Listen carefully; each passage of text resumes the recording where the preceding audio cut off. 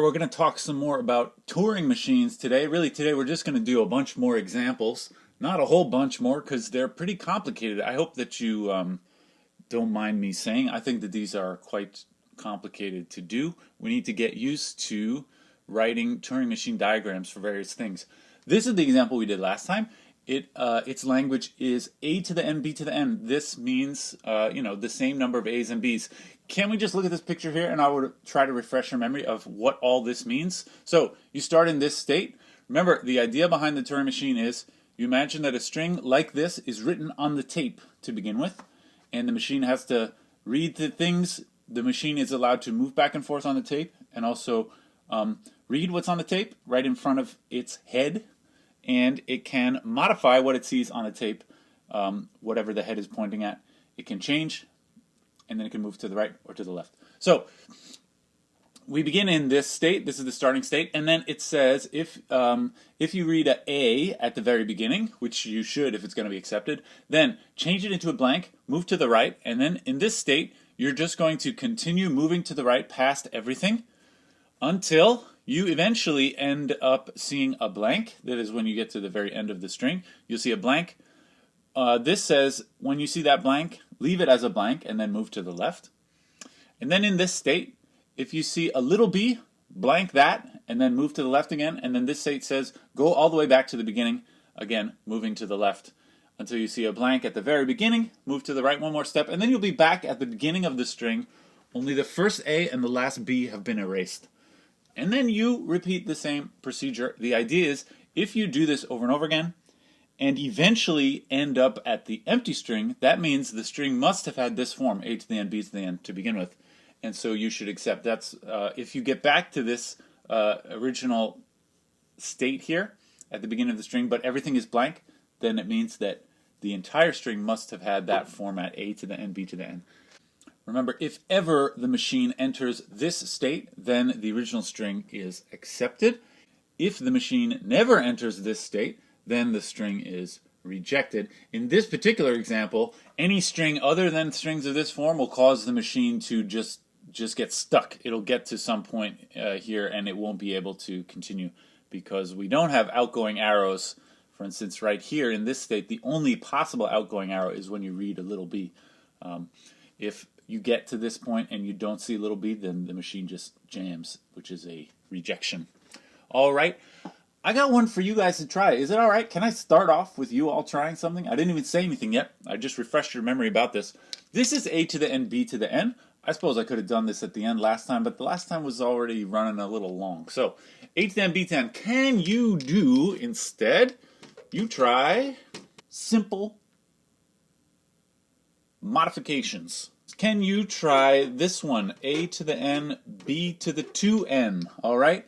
The idea behind this machine is you blank out an a, and then you run to the end, and you blank out a b, and then you run back to the beginning. And you continue to do that. You're sort of balancing out killing an a at the beginning and killing a b at the beginning. Your strategy for this one should be, instead of that, you should blank a at the beginning, and then go to the end and blank 2 of the b's, right? Now, you can't do that in a single state here. You can't say blank 2 b's, but try and add something in here instead of making a single b blank, which happens right here. That's the key step in terms of blanking the b at the end.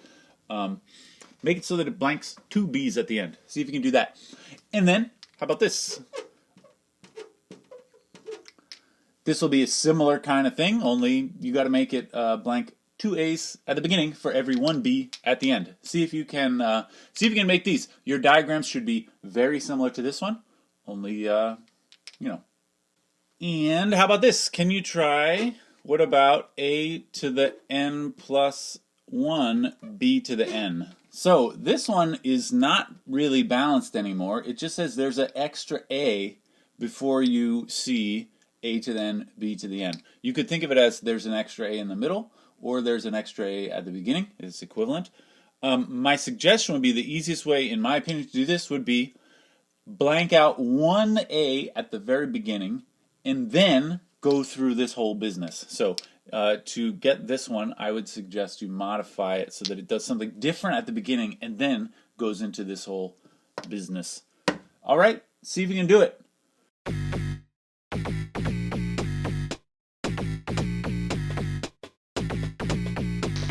All right, did you do it? This should have taken you a while. These things can take, you know, much harder in my opinion than making a DFA or an NFA. Anyway, let's try first of all, this, I haven't changed the picture at all yet. This is still a to the n, b to the n. Let's see if we can modify the picture to get a to the n, b to the 2n. Like I said, the difference is instead of going, you sort of cross out an a at the beginning, then go to the end and cross out a b.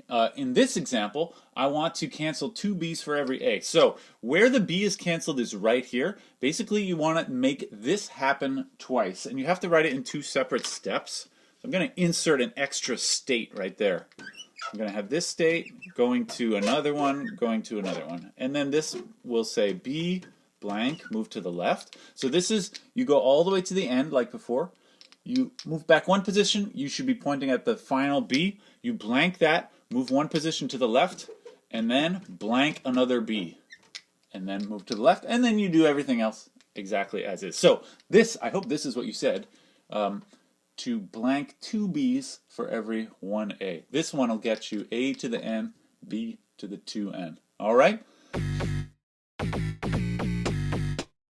All right, here again, I have the original answer for a to the n, b to the n. Let's see, can we change this now to get a to the 2n, b to the n? All right, if you couldn't get it before, maybe you know how to do it now that I showed you how to do the b to the 2n part. Can you do a similar thing to make it do a to the 2n, b to the n? Try it out if you haven't tried it yet. Anyway, you can do the same sort of thing. It's just right here. Instead of doing this once, you got to do it twice. So I'm going to add an extra state in this region. Maybe I shouldn't have erased this one. This one is still going to have this business on it. AAR, BBR, right? But I have now an extra state. This will say A blank R. And this will also say A blank R. So you blank two A's at the beginning, then move all the way to the right, etc. Blanking only one B at the end. All right, I hope you got that. Let's talk about that other one. All right, here again is the original machine for a to the n, b to the n. How do we make this a to the n plus 1, b to the n? My suggestion was, think of this as like a followed by a to the n, b to the n. So you're going to make the machine simply cancel one a at the very beginning, move to the right, and then do all of this stuff. So instead of this being the starting state, I'm going to insert another state, which is now this is the new starting state. And before going to this state, it is going to do one step of this A blank, move to the right. All right, so now the machine begins here. It cancels one single A, and then it goes through all of this same business. And the result is this language right here, A to the n plus 1, B to the n. All right, I hope those made sense. These are tricky, but you know, we got to take baby steps here. These were all simple modifications of the same machine. I want to do another example, which is kind of similar, but kind of different.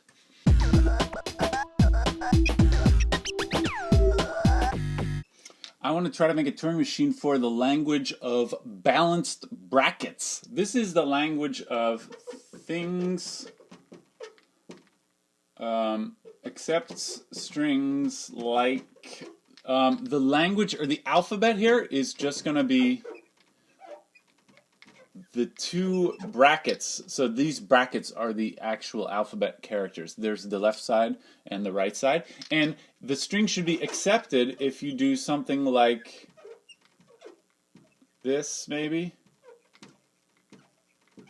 This one is accepted because the brackets actually make coherent sense. They are balanced properly, right? These ones go together, these ones go together, these ones go together, these ones and those ones, right? It would reject something, rejects like something like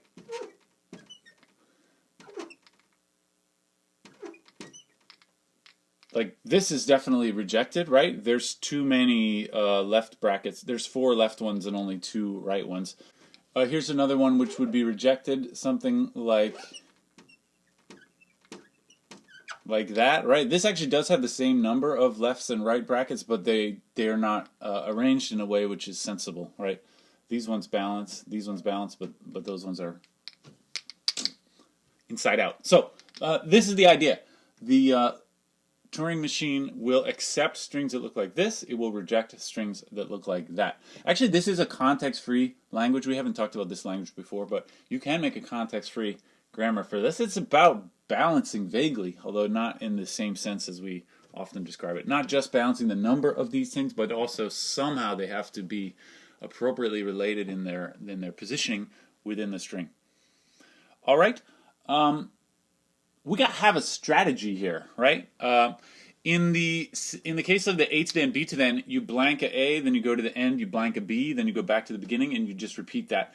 I'm going to have a similar strategy here, although in this example, or in the case of this language, let's just look at this string, which is supposed to be accepted.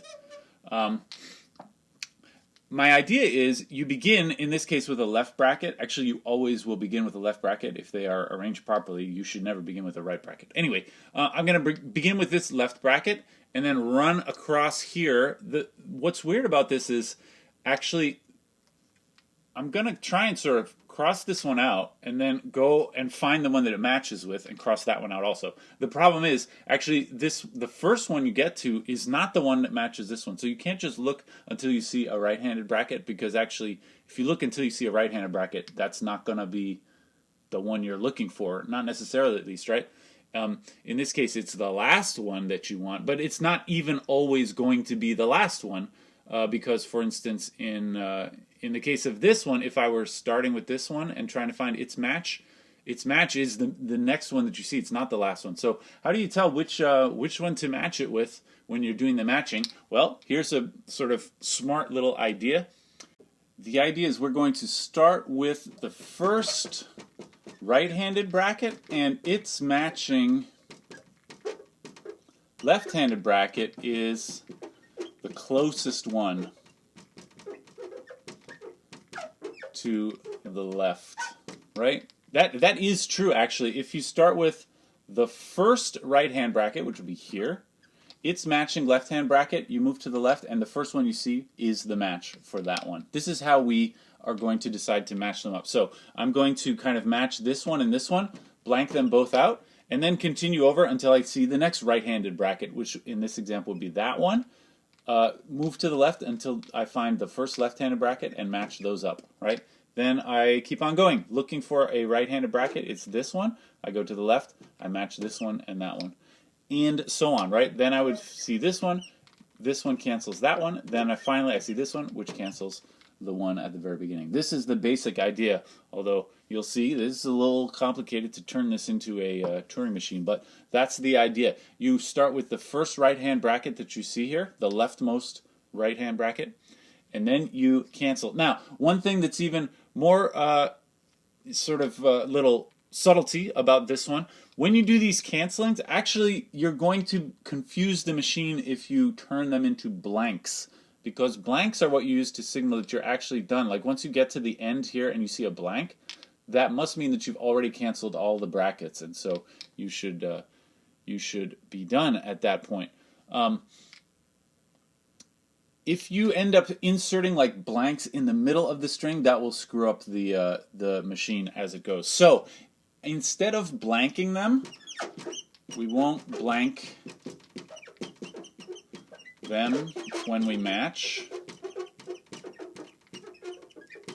because in this example it's important to know where the end of the original string was, and if you insert a bunch of blanks in here, then you're gonna confuse the machine as to what's actually the end of the machine versus a spot which was not the end of the string, but I just blanked part of it. So we won't blank them when we match.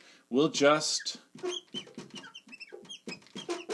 this is another sort of strategy. You know, some Turing machines, they work by blanking out letters one after another. Sometimes you need a little more detail. Rather than blanking, I will say we just mark them by changing them to something else. I'll change them to, say, X, all right? So let me just try and describe step by step what this machine should do. to a specific example. Sorry to erase what I just wrote. So, for example, if I have a string that looks like this, left, left, right, left, left, right, right, right. Okay, so this one should be accepted. What is the machine going to do step by step? Of course, it begins at the left. The head of the Turing machine begins at the left. First of all, we want it to move to the right past any bracket. I'm going to try and write these steps in words. Move to the right past any left-hand bracket at the beginning, right? Because we're going to start really right here is where the machine gets into the business of this marking business. So first we move to the right past any left brackets. Okay, once we find a right bracket, that's when things get interesting. And in this example, the first action that the machine is going to do on the tape is to X out this one, right? It finds the first right-hand bracket and X's it, and then it's going to backtrack, go to the left until it sees a left-handed bracket. And actually, if you think about it, it's not possible for it to go to the left and see another right-handed bracket. In fact, the only thing that it might encounter as it's going to the left at this point are other X's. Maybe that it has, this doesn't happen in the first step around, but maybe in later iterations, the thing will encounter other X's. It's not going to encounter other right-hand brackets because we are doing this to the first right-handed bracket that appears. Anyway, next we have to move to the left past any X's. We may encounter X's as we go back to the left in later steps. There may be other X's, you'll see. And then when we do encounter a left bracket, I didn't write down. In the first step, we are moving to the right past any right-handed brackets. And then we change the right bracket to a X, all right? Then we move to the left past any other X's that we might see, and we change a left bracket, the first left bracket we encounter, to X.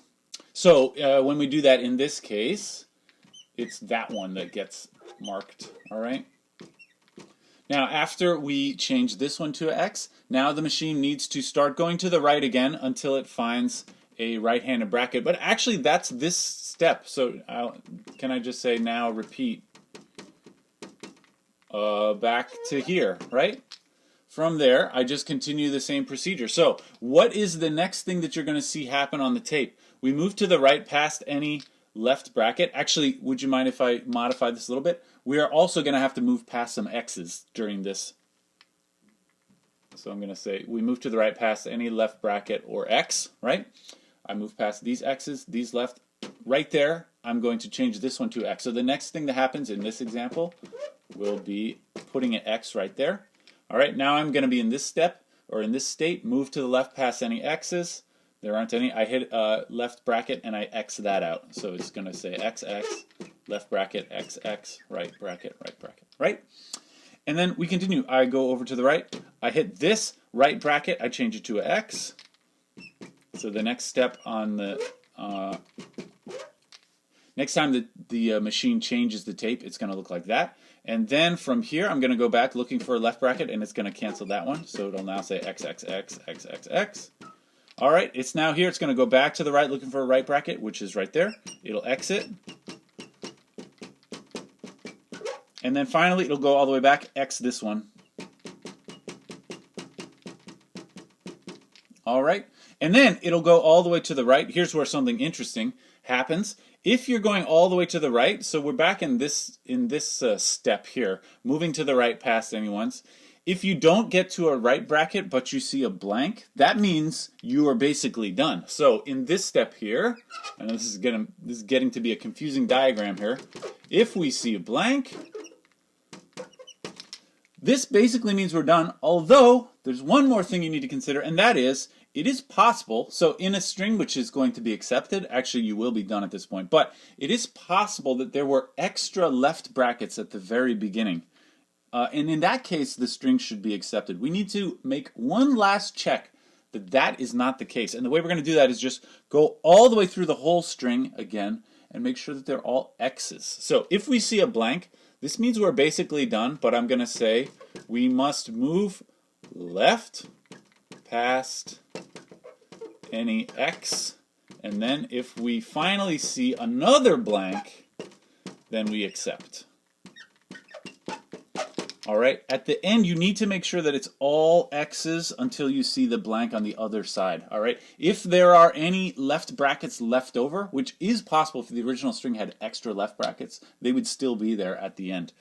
If there are any extra left brackets left over, then we should get stuck. So I'm going to say move to the left past any X's. If we see a B that is on the other side of the string, we should accept. All right, this is the idea behind the machine. Let's see if we can translate this idea here into a bunch of states on a diagram. You have to look at these steps here and try to boil out which one of them constitute states. Well, I would say this is a state right here.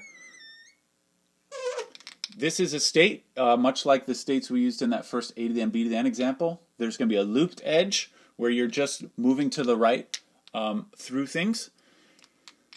This also kind of goes with that same state. If you see a left bracket, you keep a left bracket and keep moving to the right. If you see an X, you keep moving to the right. If you see a right bracket, you make it an X and then you move back to the left. So actually, sorry to do this, these things are all in the same state, right? This right here, this I'm going to call state number 1. Then moving to the left past any X, and finally if you arrive at this, you change the left bracket to an X. This is going to be, I will call this state number 2. And then repeat. That actually, you don't need a state for this repeating. It's just from here, there's going to be an arrow that goes back to state 1. Okay, and then this business is another state. So from state 1, if we see blank, we move to the left past any X. This is another state. I'll call this state 3. And then finally, if we see a blank, we should accept. There's an accepting state also in the machine. All right, so I think we can do this with 4 states. Let's see if we can draw the diagram. I'm going to leave these guys here. 4 states. So we got the starting state is state 1, all right? And it says move to the right past any left bracket or X. This is much like in our other example, A to the N, B to the N. We had like a looped edge which goes to the right. That's what we're going to do here. So I'm going to make a looped edge which says left bracket to the right. This means if you see a left bracket, you just leave it like it is and continue moving to the right. Or X. If I see an X, I leave it like it is and continue moving to the right. But if I see a right bracket, I change it to an X and then I move on to this step. So I'm going to make that like this. This says if I see the right bracket, I make it an X and sorry, actually here I should move to the left. Remember how this machine works. It's looking for a right-handed bracket. When it sees a right-handed bracket, it makes it an X, and then it's going to start going back the other way. So L here. Sorry about that. Okay. Then go to state 2. What about state 2? State 2 is going to move to the left past any X's. So that's another one of these loopy edges here. Moving to the left past any X's. That means XXL. Not my t-shirt size. I'm more of an L man myself. And then change a left bracket to an X and then repeat. So if you see a left bracket, that means exit out and then go back to state 1. So it'll look like this. Left bracket, X. And I'm going to put an R there. That's because, remember, this machine is going back and forth, right? It goes to the right until it finds that right-hand bracket, X's it, and then goes back to the left until it finds a left-hand bracket. That's this step here. X's it, and then it's going to get ready to go back to the right. Okay? So this is the main sort of heart of the machine. It's going to move to the right to find the right bracket, exit, move back to the left to find the left bracket, exit, and then repeat that procedure going back and forth. All right? The end game is what happens here. If you're in this state 1, if you're moving to the right, but you see a blank, that means you actually made it all the way to the end of the string. And in that case, we need to go down to this state 3.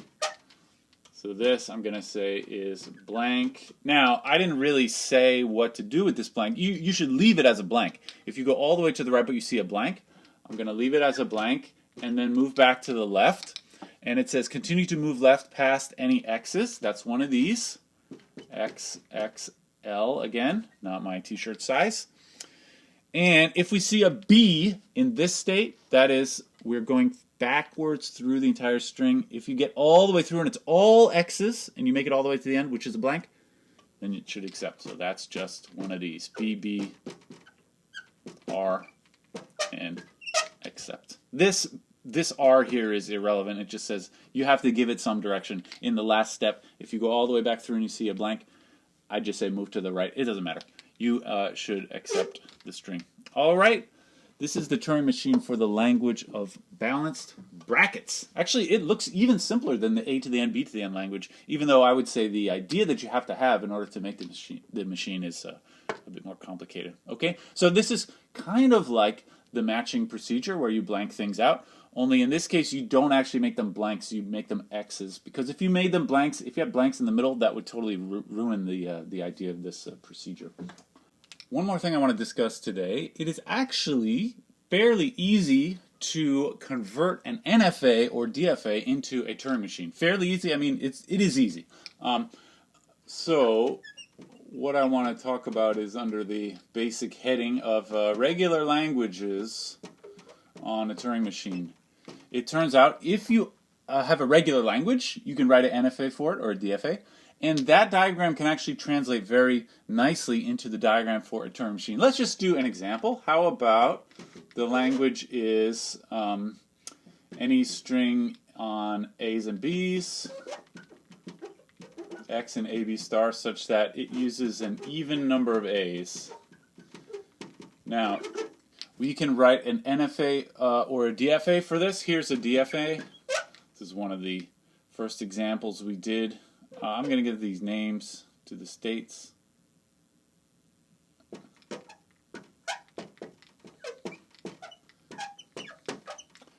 This is a DFA for this machine, right? For this language. You need an even number, and S is accepting, right? You need an even number of A's. Every time you see A, you flip back and forth, and then the B's just don't do anything. They stay in the same states all the time. Okay? And I will just remind you of how you think this through. If I ask you something like, is BAAABA, this is not what I said, is BAABA accepted? How do you do this? You read through this string from left to right, and you just sort of walk along the diagram and see where you go. So you start in S, I do B, then A, then A, then B, then A, and then I'm done. And this is not an accepting state, so the answer is no, this is not accepted. It is rejected. I will have you notice, though, this is very simple, I hope you agree. The way that I was just thinking this through in my head is actually a lot like the way a Turing machine behaves. You can imagine that this original string was like written on the tape, all right? Or in my mind, I had this string in my mind. And I started here, and as I thought this through, I was kind of going from one state to another and moving to the right every time. I was never changing these letters. A Turing machine is allowed to change the letters, but it doesn't have to. I was moving to the right every time. And when I got to the end, I simply decided if it was accepted based on which of these two states it was in by the time it got to the end. So actually, it's very easy to translate this into a Turing machine. So the DFA or NFA, it actually doesn't matter if this is a DFA or an NFA.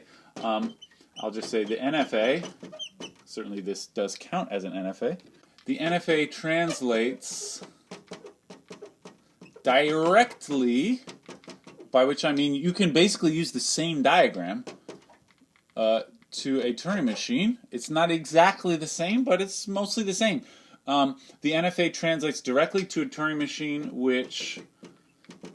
first of all, the Turing machine moves only to the right. You want to make your Turing machine that mimics the way that you would do this yourself in your head. You start here, you check, you keep moving to the right each time. It moves only to the right. It never modifies the tape, right? because when you are evaluating this string in your head, you just look letter by letter. You don't change the letters around. That's not part of the script. And then it moves only to the right, never modifies the tape. And then you do have to think about how you finish. So when we get to the end, which is to say a blank, these words will never have blanks in the middle, right? So when we get to a blank, at that point it decides to be accepting based on which of these states it was in. So when we get to a blank, decide if we accept. All right?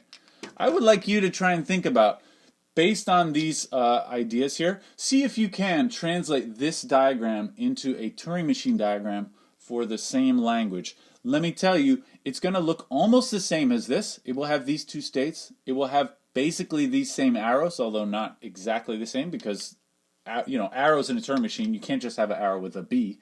But think about what I said here. It always moves to the right, and it never modifies the tape. That means there's only one sensible way to write that as a Turing machine step. You need to think a little bit about how do you handle the accepting state. In a Turing machine, you cannot make the starting state accepting, because on a Turing machine, if you ever enter an accepting state, you immediately stop and accept the string. And you don't want that to happen in this Turing machine. So see if you can do it. Think about it a little bit. Think about how am I going to handle which strings are accepted or rejected on a Turing machine. I'll give you a moment, and then I'll tell you what I thought.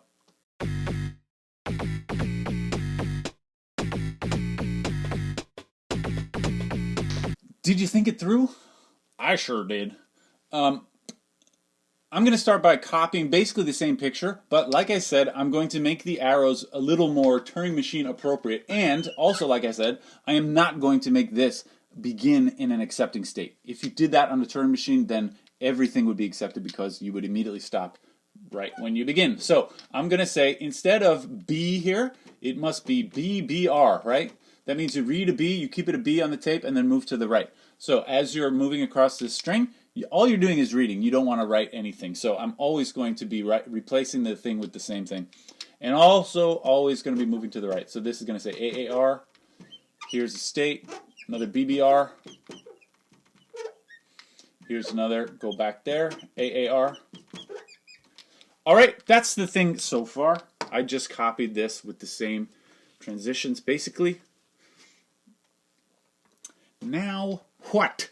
How do we tell what to do when we get to the end? Remember, the end of the string, in the case of the Turing machine, is signaled by reading a blank. And you could read a blank from this state, or you could read the blank when you're in this state, right? We have to say, if you get the blank when you're over here, what should we do? If we get the blank when you're over here, what should we do? Well, since this was an original accepting state, if we read the blank from this state, that means that the string should be accepted. So I'm going to do blank blank R. This R doesn't matter. Go to an accepting state. So if you finally encounter the end of the string and you were in this state, then it should be accepted. If you encounter the end of the string and you were in this state, it should be rejected. Now you could, if you like, write this into just a dead end state, which will automatically be rejected because you can't escape that state. Or actually, you could just not put that at all, right? Now, in this on this diagram, if you are in this state and you read a blank, you just get stuck right there because there's no outgoing blank arrow, and so the string is rejected. All right, this is how, in general, you change an NFA into a Turing machine. All you got to do is change all the arrows, the labels on the arrows. If it said A, you change it to AAR, and every original accepting state gets a transition to an accepting state with a BBR. That's all there is to it.